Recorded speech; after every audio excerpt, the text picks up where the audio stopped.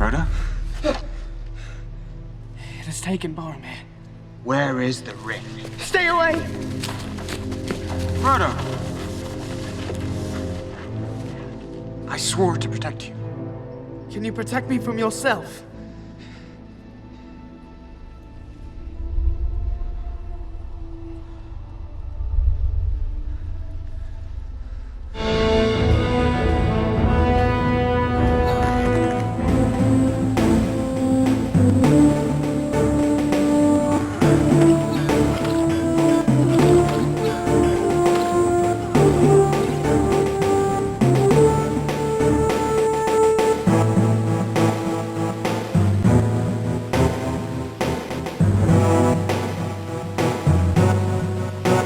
Hi, my name is Stanislav Costiuc and I am a game designer.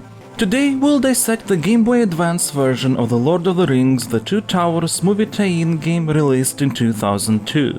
This video is absolutely watchable standalone, but a couple times I do reference my critique of The Two Towers for home consoles, so you might want to watch that first. The link is in the description and YouTube cards. The Two Towers for Game Boy Advance is an action RPG where you play as either Frodo, Aragorn, Legolas, Gandalf or Eowyn, each having their own campaign spanning across the events of the first two Lord of the Rings movies. Like its console counterpart, the game is based on both the Fellowship of the Ring and the Two Towers, due to the fact that the first film didn't have its own tie-in. And I gotta say from the get-go, the inclusion of Eowyn as a playable character is a very pleasant surprise. You wouldn't expect a campaign focused on somebody outside of the Fellowship, so it is always welcome. But it also feels like she was added in the last possible moment. But let's not get ahead of ourselves, and as always, use my Stasocritic system to dissect the game, starting with design.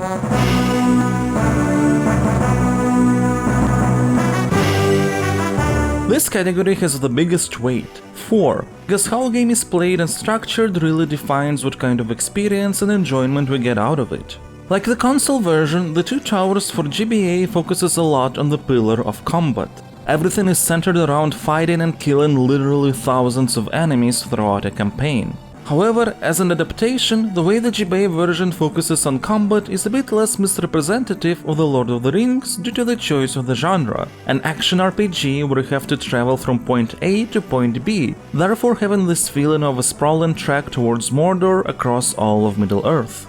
Also due to the choice of the genre, progression is much more prominent, with characters having more uniquely defined skill trees and playstyles, so it joins combat as the second pillar. The core loop that takes place across these pillars is very straightforward. You kill enemies, you get XP, you level up and upgrade your character to kill more enemies. If you want to take everything into account, there is also a little branch related to looting items and using equipment you get to defeat more orcs. When games have straightforward loops, it all comes down to things like depth, implementation quality or variety, elements that prevent a series of actions from becoming monotone. The Two Towers lays a good foundation for everything, but also often falters somewhere along the way. Even if it takes something really moment to moment like moving, attacking and the camera position. When it comes to movement, it is perfectly responsive, well animated too, but it feels a bit too slow. There is a sandals item that gives a constant plus 10% speed boost, and when you control the game it feels like that should be the default speed. That's what fits the most with animations. Of course, movement speed is a pretty vague notion, but there are more concrete issues when it comes to the combat movements, more precisely the hit detection, which seems to be very sensitive to the animation played, and that both helps and hinders the player. For example, when you play as Frodo and you attack looking downwards, your hit will be detected for the enemies below and to the right, but not to the left, which in one hand sort of makes sense, the attack is thrusting, right? But when you attack to the side, there is no such dead zone and you can hit enemies at a very wide angle.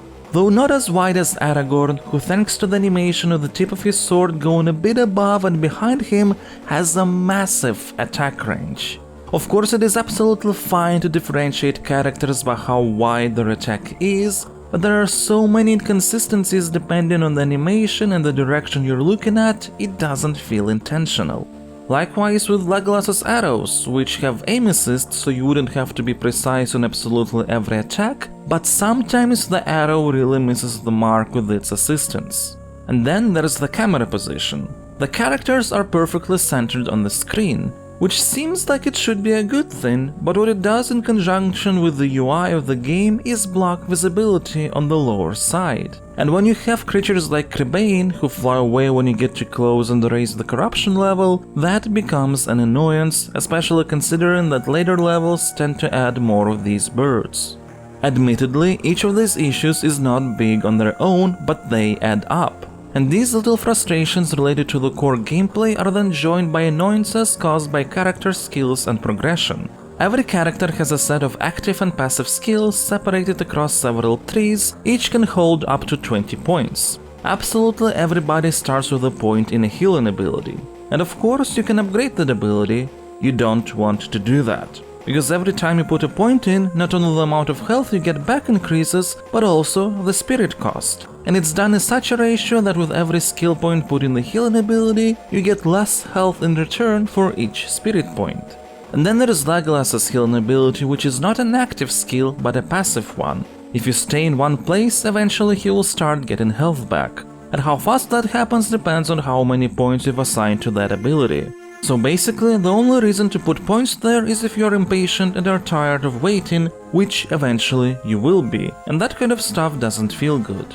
And sure, a skill you don't have to put extra points in for it to be useful is certainly something one can live with. But sadly, even the most well-designed characters come with caveats. Let's take Aragorn for example. At the core, he is a straightforward fighter and the most newbie-friendly archetype to play as. He has a nice set of passive skills that allows you to do one of 3 builds. An Aragorn who focuses on massive damage through dual-wielding swords, but has to spread out his points across more skills and attributes to ensure survivability. A shield-bearing Aragorn who does less damage but can focus on upgrading a smaller selection of skills. And a two-handed sword Aragorn who is sort of the middle ground between the two. There is no best way to play Aragorn, each has their pros and cons, and all his active skills are useful regardless of which style you choose. Commanding Presence stuns enemies around Aragorn, and that's always helpful since it takes less accuracy to hit them in a stunned state. Sweep is a 360-degree attack that's done twice, a great offensive skill if you want to kill enemies as fast as possible. And Aragorn's sword throw can mow through crowds of enemies approaching you, so that is another good alternative to deal with groups or distant targets. With the last 2 active skills, things get iffy. Rage of the North gives a temporary damage boost but raises corruption level. When corruption becomes higher, enemies get harder to kill. And when it maxes out, Nazgul will start appearing and coming after you.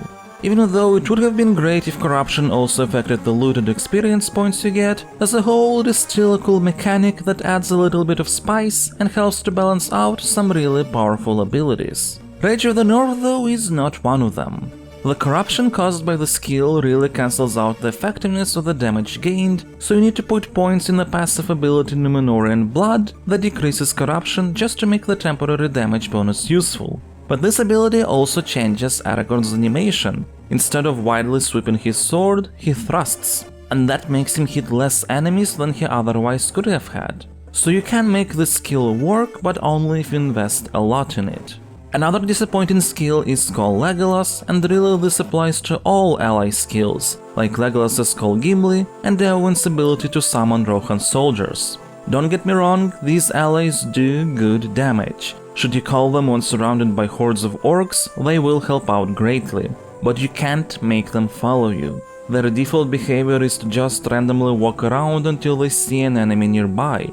They do automatically charge to attack enemies who have noticed you, but that works only up until a certain radius around them. So likewise you need to invest a lot in the skill to work, so allies will stay long enough for you to lure them around the map. But still, though these skills require a lot of investment to be effective, they work properly and really don't ruin an otherwise great fighter kit. Things start getting gradually more broken as we look at other characters. Let's take Gandalf. He has 3 main offensive spells: Zap, a cheap blast that targets only a single enemy, Fireworks, a more expensive spell but also more damaging and with an area of effect, and Thunderstrike, a really powerful spell that also corrupts. That's a great active kit, and you can choose to either focus on just one of these offensive spells, as each skill point adds 2 points of damage they provide and you can make one of them really powerful, or build the character around efficient mana usage with the help of Wisdom passive ability that adds 1 point of damage to all offensive spells. Some might find that useless, after all if Zap does 5 damage as a base for 3 points, and Fireworks does 10 for 5 spirit points and affects 2 to 3 enemies, why would you use the first one? Well, because you can avoid wasting mana when facing single opponents. You will find situations where a single enemy dies from 3 Zaps and 3 Fireworks, and if there is not a group out there, why would you spend 15 spirit points to kill a single target when you could spend 9? This seems like not a big difference, but consider that Gandalf starts with 30 spirit points and the maximum without equipment bonuses is 99, so it adds up.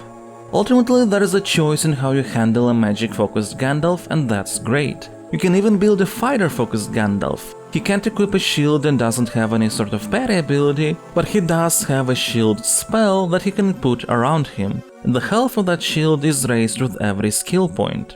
That defensive spell is useful for any type of Gandalf, but especially so for one engaging in melee combat. Now, there are 2 skills that theoretically should help a fighter Gandalf as well. One of them is Sunburst, stuns enemies around you and damages trolls. Sounds really similar to Aragorn's Command and Presence, right? And Gandalf faces more trolls in his campaign than other characters, so that could be useful. Now, the problem with the stun is that, unlike Aragorn, who has a short animation and can move immediately after it, Gandalf's stun animation is pretty long and you can't move or attack until the sunburst visual effect disappears from the screen, while the stun timer starts as soon as it begins playing. So you just lose a lot of time, and for the stun to start being at least somewhat effective, we need to put a lot of points into the skill. There is a bigger problem though. The spell doesn't actually damage trolls, it just stuns them. And this is not the only case where a skill doesn't fully work. Gandalf has a Summon Eagle skill. When you use it, an eagle swoops in to kill an enemy. The more points you put in, the more times the eagle attacks, but also the more corruption the ability adds, though as always there is a passive skill that can reduce corruption should you need it. Now, I will be honest, this would have been a pretty great skill if it worked consistently. First, the skill takes into account only enemies that are fully on the screen at the time you press the button. So if you see a bunch of orcs on the edge and summon an eagle, you will just waste spirit points for nothing. Similarly, even if your eagle has multiple swoops, it won't target any enemies that have appeared on the screen after you've cast it. Also, it will cancel out if you run away from the area. And sometimes the eagle damage doesn't actually connect. So though Gandalf has a fantastic skill kit that provides a lot of different choices to make, there are 2 skills that don't work properly. But that's nothing in comparison to poor Frodo. He has the One Ring ability which makes you invisible, but it raises the corruption level significantly.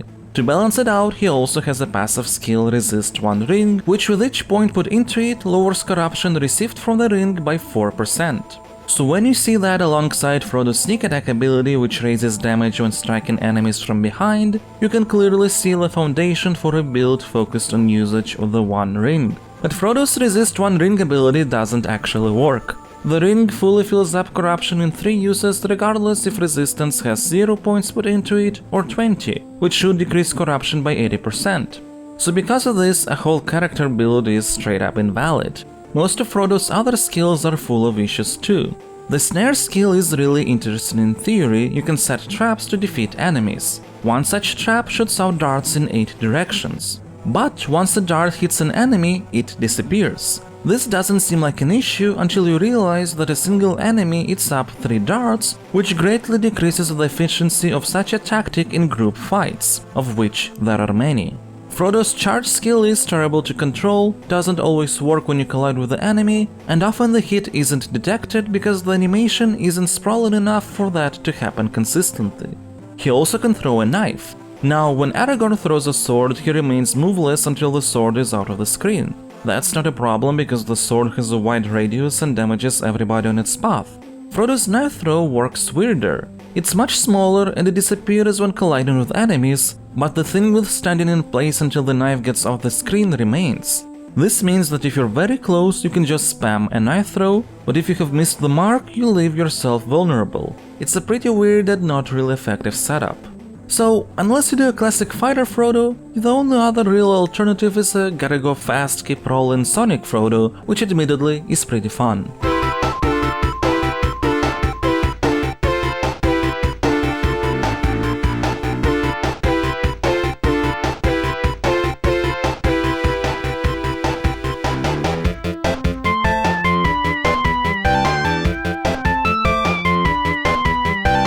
There is one extremely useful skill that Frodo has, it's called Rummage.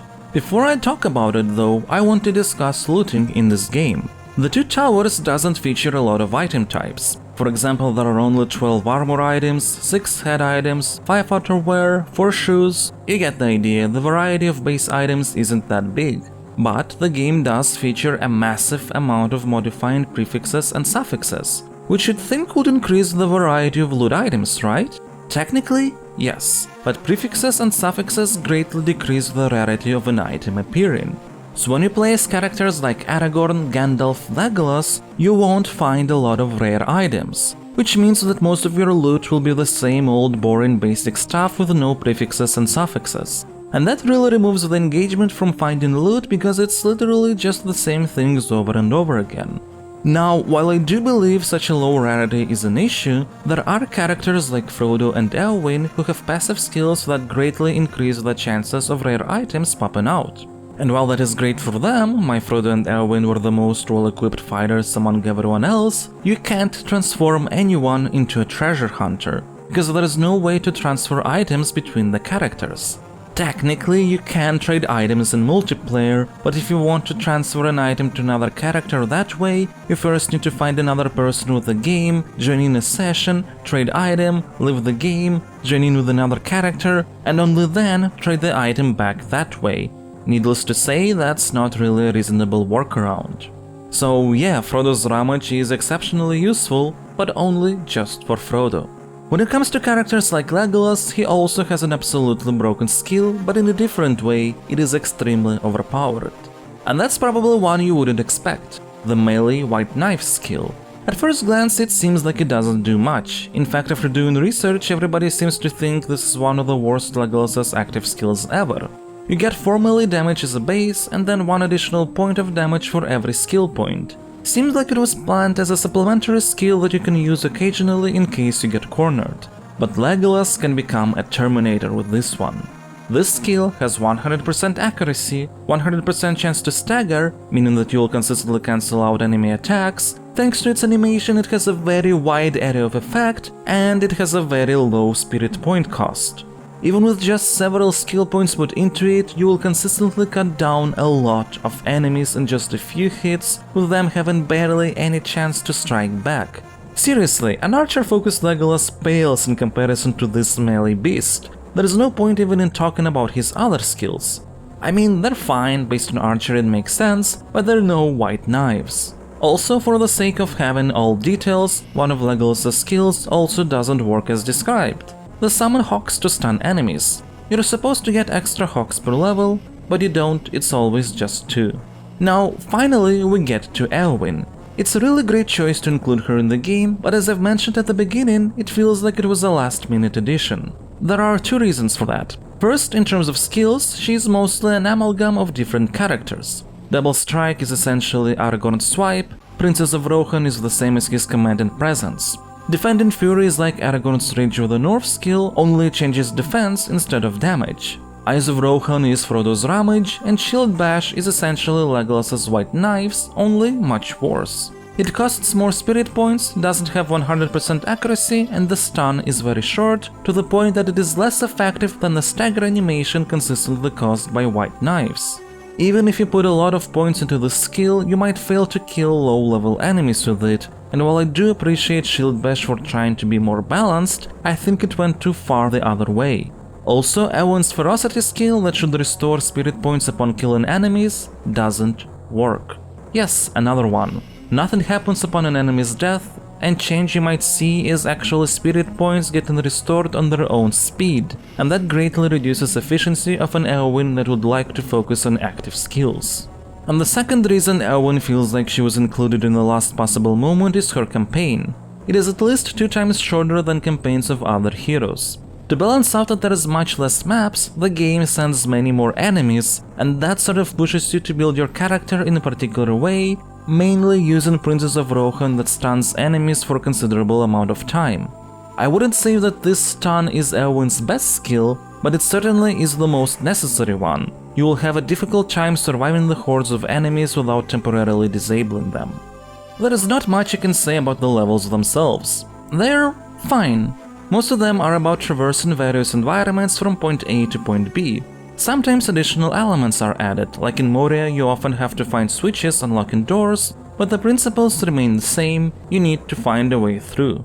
Different cliffs and rivers and whatnot are put in various ways to make sure that you can't just take a single straight path towards your goal, and that is obviously done with the purpose of having you fight more enemies as you try to find a way out.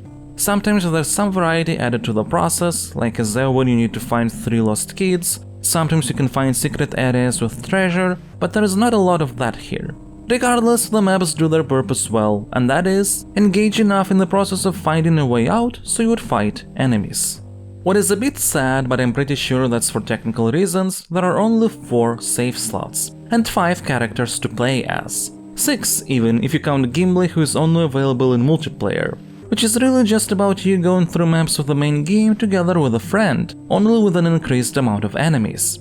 There are 3 multiplayer campaigns, one is based on Aragorn and Legolas' maps, one is based on maps unique to Frodo, and there's a 3rd locked campaign, the Misty Mountains. I really don't know what's it about as I have never unlocked it, but I presume it's Gandalf's unique levels. I couldn't find any information online about what this is exactly, but I doubt there'd be a special multiplayer only set of maps. To add on top of everything, the 2 towers is pretty buggy. From visual glitches like trolls not playing a death animation, to more gameplay related bugs like loot spawning in places you can pick it up from, the character getting stuck if fighting in tight locations, but the most annoying bug of all is the fact that Uruk-hai soldiers deal damage 3 times throughout their single swing animation cycle, and considering there's a lot of them in the second half of the game, that can get painful. Unless you play as melee Legolas, they just don't get enough time to hit you. And I don't have anything else of note to say about the game's design, so let's open up all the possible Stasocritic scores. Feel free to pause the video if you'd like to read them all. The score that I will assign to the 2 towers based on everything I have said is a 5. The game has a solid foundation and the core loop is fun and addicting, but every gameplay facet is flawed one way or another. That would usually lead to a 6, but it's too difficult to ignore the fact that a bunch of skills don't work partially or at all, to the point that for somebody like Frodo it invalidates actual character builds that the game itself pushes for. Those technical issues affect the experience too much, so a point is taken away for that.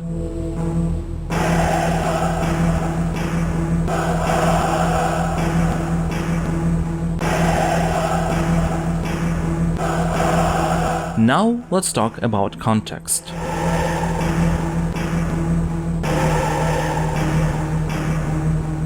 This category has a weight of 1 as it's about things that enhance the experience but don't necessarily define it. World, player stories, plot, character arcs, whatever gives context to players' actions. The 2 Towers is based on the 2 Lord of the Rings movies, but we'll dissect it just based on what it does on its own, without relying on having knowledge from the source material. And there is this weird inverse effect in comparison to how the console version handles its story. The 2 Towers for console sets up the main conflict and goal very well, if only because it reuses a big part of the first film's prologue before transforming into a disconnected, barely understandable narrative, this handheld version is the opposite. Barely anything is set up, but the story itself flows much better. So for example, nobody sets up the basic global goal of Frodo, to destroy the ring in Mount Doom. It is sort of mentioned in the middle of Frodo's campaign, but neither Aragorn's nor Legolas's make it clear. They remember how they have set out of Rivendell with no mention of what they have set out for.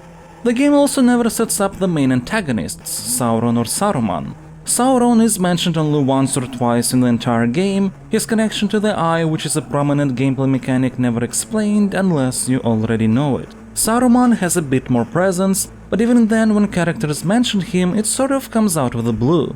But putting this lack of setting things up for people with no knowledge about the Lord of the Rings or Middle-earth aside, the events themselves flow fairly well. It makes sense how characters make decisions to move from one place to another, and the game tries to set up the arcs from the movies and the books. The most successful of these takes place in Legolas' story. You can really see how throughout this adventure he and Gimli put aside the racial biases they were raised with and become real friends, to the point that the end of Legolas' story is actually a recreation of the scene from the extended cut of the Two Towers, and it gives a nice closure to everything. The rest are sort of hit and miss. For example, in Frodo's case, the basic premise is there. He feels the influence of the ring growing and decides to leave the Fellowship once it has taken Boromir, but it lacks details. For example, in Frodo's campaign, after the first scene which sets up the flashbacks, you never see or talk to Sam at all until you decide to go to Mordor alone, so this sudden friendship appears out of nowhere. Once in Eminmuil, Sam is a much more active participant, but the first half of the campaign builds a connection between Frodo and Gandalf while totally ignoring Sam. I noticed that the game never shows more than 3 friendly NPCs at a time, probably due to technical reasons. So there is definitely a challenge to work with when the main cast of the original story features 9 characters. But I feel sometimes the game chooses the wrong NPCs to focus on. For example, we really don't need Legolas or Gimli in Frodo's story, showing characters like Sam and Boromir is much more important. You have probably guessed by now, but the Two Towers has an interesting structure where every character sees the story only from their perspective. This leads to very cool intersections. Like as Frodo, you get to experience Boromir trying to take the ring from you and then telling Aragorn about that, never knowing that Boromir died until after meeting Faramir. As Aragorn, you only see Frodo before letting him go and running towards Boromir, and as Legolas, you don't see Frodo, you just get to hear about what happened from Aragorn. This style of storytelling creates a nice web of interconnected events, a web that, sadly, at times is confusing or doesn't intersect far enough. For example, when you meet the reborn Gandalf in Fangorn Forest as Legolas, you get to see only a short conversation where Aragorn sees Gandalf and Legolas says that they mistook him for the enemy. This feels very weird and out of place. When you play as Aragorn or Gandalf though, you actually see the whole conversation that makes much more sense. Sometimes characters don't witness events or dialogues that they should have, but the biggest jarring jump is present in Eowyn's campaign, which honestly to me is just another sign of her being included very late in development. Her campaign starts by showing her and Eomer looking for Theodred, the king's son. After you find Theodred and get attacked by Uruk-hai, the next part of that storyline is you seeing Theoden saying how Eomer has abandoned him and Theodred is dead. It gets the point across so you still have that understanding of what has happened, but obviously it's difficult to not feel like a huge chunk of storytelling is missing there. And you might have noticed that I didn't mention Merry and Pippin at all. Well, they're not in the game, not even mentioned once. I get why though. While this creates a weird problem for the future Return of the King sequel, where their roles are much more prominent, though I guess could have been cut too for consistency, for the playable cast of the game, Merry and Pippin don't play any technical importance beyond motivation for Aragorn, Legolas and Gimli to go west, which in this game is replaced by understanding that they were attacked by Saruman's forces and they have to stop him. And that works well enough for game adaptation purposes. If you open up all the scores for context, I would assign a 6 to the Two Towers. The world-building aspect doesn't really exist, motivation isn't properly set up among some notions and characters, and there are a bunch of places where it feels like something's missing. But the game has an interesting structure, sensible plot progression that's going to be understandable enough for everyone, and genuinely nice character moments.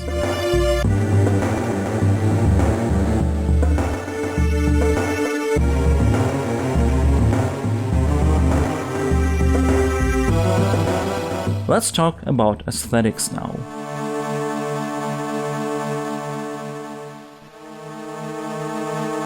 This is another category with a weight of 1 because it is also about something that enhances the experience but doesn't necessarily define it, this time through visual style, music, sounds, etc. When talking about the Two Towers and aesthetics, we'll have to separate two notions: quality of implementation and a consistent fit in style. When it comes to the quality of implementation, the Two Towers stays generally speaking on the positive side. Outside of some visual issues, like the lack of animations I've mentioned in the design section, or things like environments not being layered properly in certain areas, everything is done in a pretty high quality. Animations are very smooth, sound effects are varied, barks resemble voices of characters from the movies, sprites are detailed. Character portraits and dialogues tend to look very muddy, but that doesn't detract from the quality that much. One really weird thing though is that the character portrait for Gollum is just a black silhouette. I have a feeling though this particular part is somehow related to movie producers not wanting to show Gollum's full face in a game before release of the film. Now, though in terms of implementation quality the Two Towers outside of some caveats delivers, there are more questions when it comes to the actual aesthetic aspect of the game and how well it represents the source material. First, when it comes to visuals, even though all locations technically feature different sprites, they lack distinction to make them look like different locations. For example, Fangorn Forest feels a lot like Dead Marshes.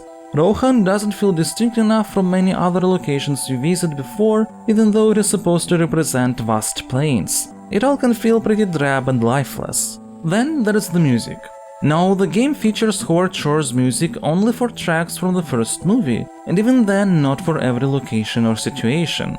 Everything else is an original score for the game. This in itself is not a problem. But the game's original score is aesthetically inconsistent with the score from the movie. It's not bad, but it feels like it has been made for a different game. Listen to this track featuring music from the movie.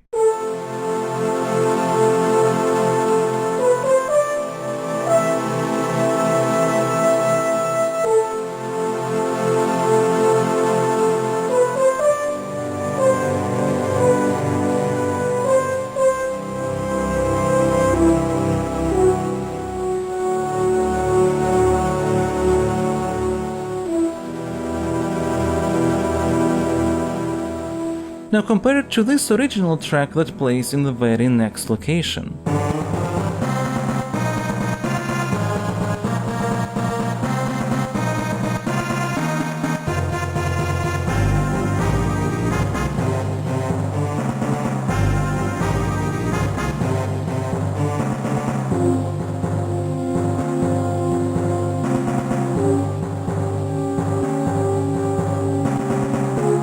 You can see how it can feel weirdly out of place, and there are more examples if you compare the music based on the movie and the game's original score.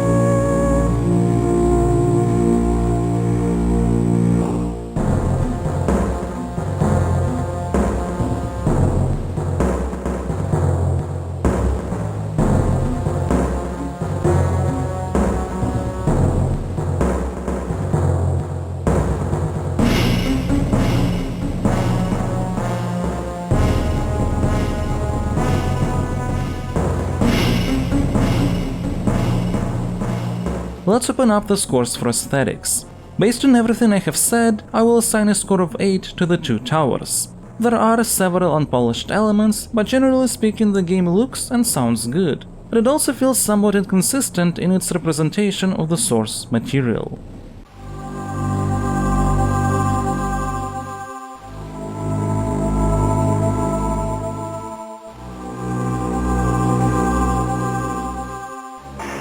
Now it's time to talk about Cohesion.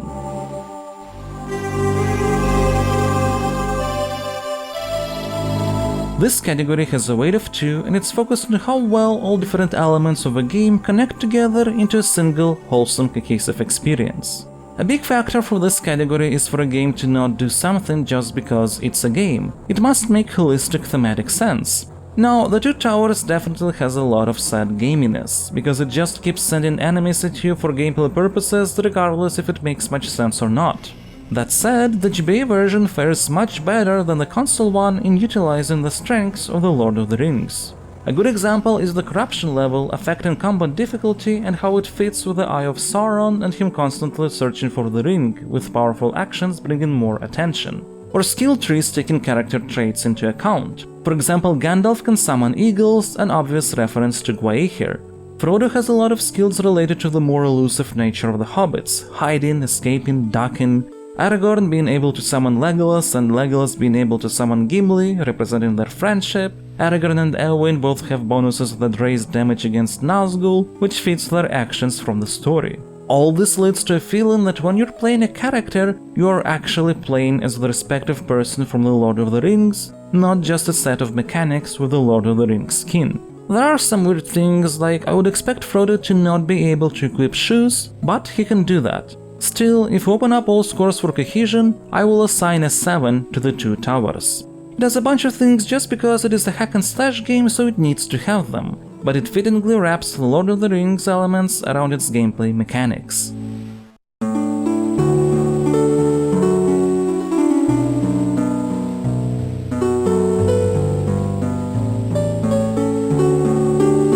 We get to the final category, emotions.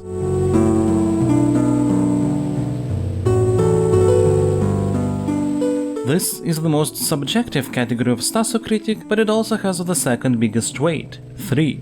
Though it is all about personal feelings, those feelings matter a lot. Fun fact about The Two Towers for GBA. Back in 2002, when I played it as an 11-year-old child, I tried to make a PC port of it. I don't remember which engine I used, but I managed to rip a bunch of game tiles and sprites and create a Frodo that could run around and attack over a recreation of the game's Caradhras maps. Never got farther than that though. But I will base the score for this category on my feelings after playing the game when recording footage for this video rather than the distant childhood memories. And I like it. Despite all the flaws, this game can be addicting, especially to a fan of The Lord of the Rings like myself. But it also can get tiresome at times. I have completed the game with all 5 characters, and because 4 of them visit Caradhras and Moria, I had to go through those locations over and over again. Sure, the game tried to vary them, for example in Moria not everybody visits the same maps, but it still felt like I'm playing the same thing. The most enjoyable character to play as was definitely a magic-focused Gandalf, and more specifically the Gandalf type who was focusing on multiple spells rather than a single one. I kept changing the actions and strategies depending on the amount and types of enemies. It made the fighting throughout his campaign feel less repetitive.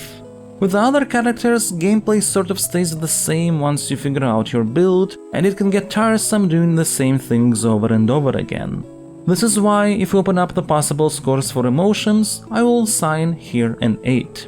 I enjoyed the game, beat it with all characters, with some even tried alternative builds to see how successful it can be, so there was definitely engagement and a lot of playtime, somewhere between 25 and 30 hours. But ultimately, not all of those hours were really enjoyable, and now that I'm done with this, I don't really think I'll be getting back to The Two Towers again anytime soon.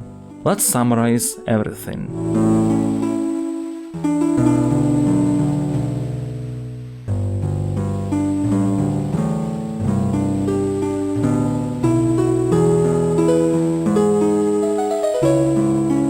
After all scores and weights are calculated, the final Stasocritic rating that the GBA version of The Lord of the Rings The Two Towers gets is 62, which in the context of my system means that it's a nice game and many will find enjoyment in it. But you have to be aware of certain things before trying it out.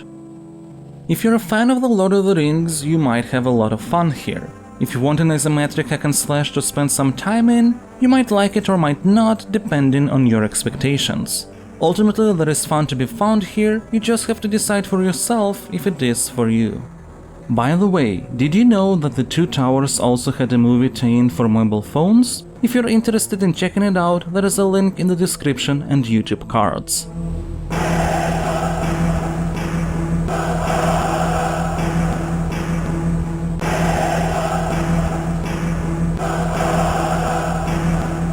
Thank you for watching. Make sure to like and subscribe if you enjoyed the video, and comment if you have played this version of the Two Towers.